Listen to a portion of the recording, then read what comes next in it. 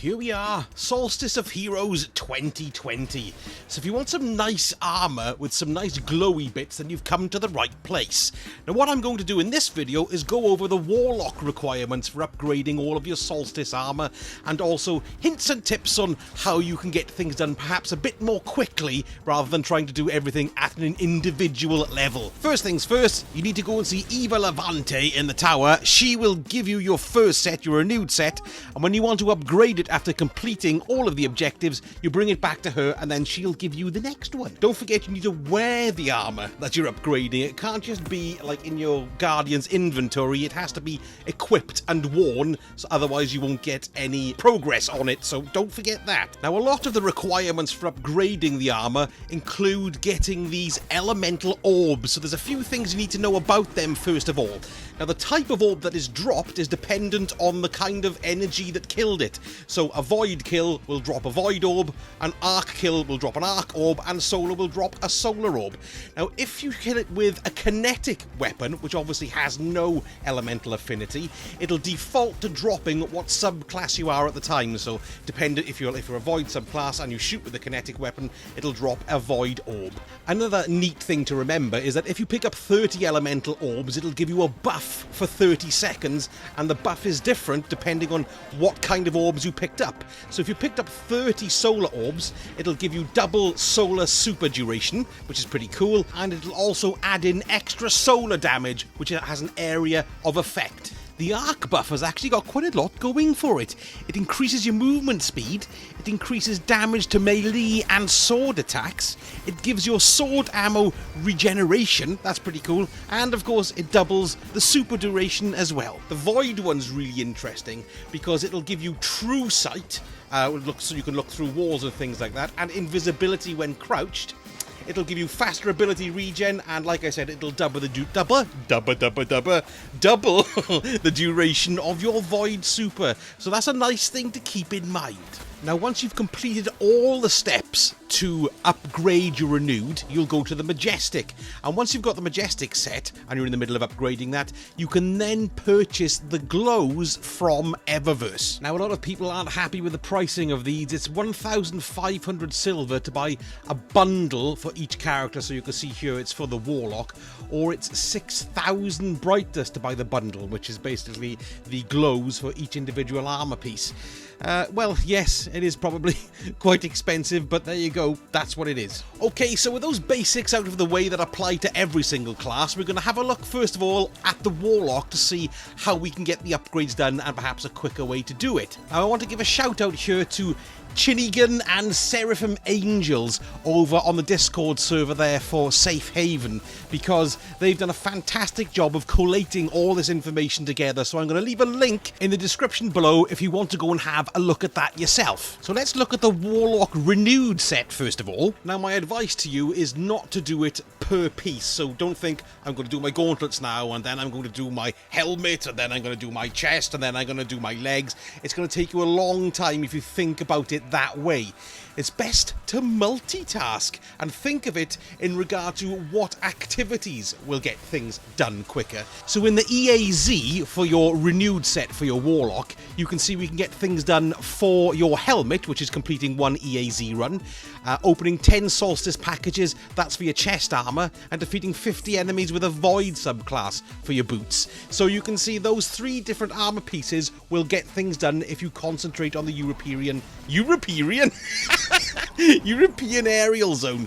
And then in the patrol area, so you can do 5 public events, that's for your class armor, and 5 adventures, and that's for your chest armor. Looking towards the Gambit and Crucible, we've got 3 things here. We've got ones for your gloves, which is defeat 25 Guardians. I'd recommend you do that in Crucible, not in Gambit, solely because you come across more Guardians in the Crucible than you do in Gambit, and it's there all the time. You know, you don't have to wait for them to invade. For your class armor, you've got to complete 5 matches. Again, a Crucible will probably be quicker to do rather than Gambit matches, because Gambit matches simply last longer.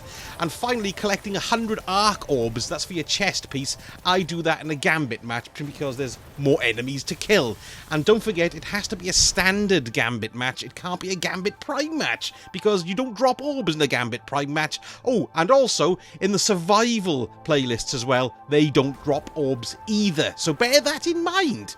Okay, moving on to the strikes. We've got to do 5 strikes from the playlist. That'll upgrade your sleeves or gauntlets. And finally, 100 solar orbs for upgrading your boots. So that's not too bad as far as the strikes are concerned. And then, of course, there's the general requirements which come from doing anything. So, for example, 50 precision final blows, which will be on your helmet. Collect 400 elemental orbs, that'll be on your gauntlets. And 50 enemies with a super, that'll be on your class armor. And also 100 Cabal on your helmet as well. So you'll just be getting those as you're going. Now, there's quite a step up once you go to Eva with your completed renewed set, and she'll give you your Majestic set, the legendary set. For your gauntlets and for your chest piece, in Gambit or Crucible, you need to defeat 100 Guardians with solar weapons as a team. Now, thank God it's as a team, otherwise it would take us forever. So probably your best bet to get that done is to go into a Crucible match to do it, and make sure you've got solar weapons on and a solar subclass on. If you've got a fire team that you usually roll with, that'll be really handy to have there. And the next one, like I mentioned, for the chest piece, that's just completing 10 Gambit matches. And don't forget, always do the standard Gambit matches, because that's the only place which will generate the elemental orbs. In strikes, you can get some completion done on your boots. You can collect 300 solar orbs for that, so make sure you've got some solar weapons going in. And also in strikes for your helmets, in a Strike Vanguard playlist, you need to get 600 kills with a subclass matching the Solstice burn for that day. You can find out what the Solstice burn is by having a look either on the main map, and you can hover over the Solstice of Heroes, the EAZ icon at the top, or in the tower by Eva, you can look at the EAZ there, and there'll be a little icon to delineate whether it's solar, arc, or void. For stuff specific to patrol areas, so you need to complete 5 patrols on Titan, that's for one of the requisites for your class armor, and 10 heroic public events, that's for your boots. So, well, you just got to do heroic public events, really. You can try fast traveling back and forth, you might catch a few more that way, but unfortunately, you just got to do them. Now, onto the European aerial zone. For your class armor, you've got to defeat 200 enemies there, so that's that one done, and 200 elemental orbs for your helmet. That's done in there too. And then finally, we've got the ones that you can do anywhere. So for your boots, you need to get 2,000 elemental final blows, and you also need to get 100 kills with a solar melee damage. So that's for your boots. For your gauntlets, you've got to get 100 ability kills and defeat 20 bosses with your gauntlets equipped. For your helmet, collect 1,000 elemental orbs matching your subclass. The class item requires 300 kills with solar weapons. And finally, for your chest piece, you've got to defeat 300 fallen with a subclass matching the Solstice burn. So to me, that all seems pretty grindy, but there we go. We've got ages to do it. We've got a month to do for those 2 upgrades. Now, for the final upgrade, your Magnificent set, you don't actually have to do that within the bounds of the Solstice of Heroes event. You can do it after it finishes. For your boots, you have to win 7 Trials of Osiris matches. Well, if you don't do that, that's going to be a bit tricky.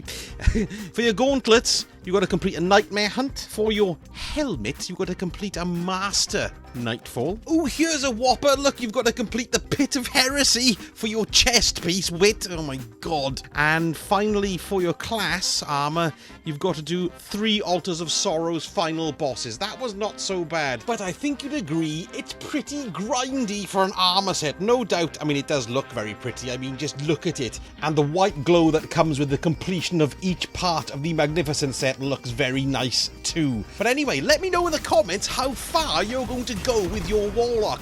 Are you going to take him all the way to the Magnificent, or are you just going to get your Majestic and say bums to the rest? Because that's probably what I'm going to do. There'll be other videos dropping for Titan and for the Hunter as well. And in the meantime, have a splendid, lovely evening, and I will see you all again very soon. Except, of course, I can't see you because I'm making a video.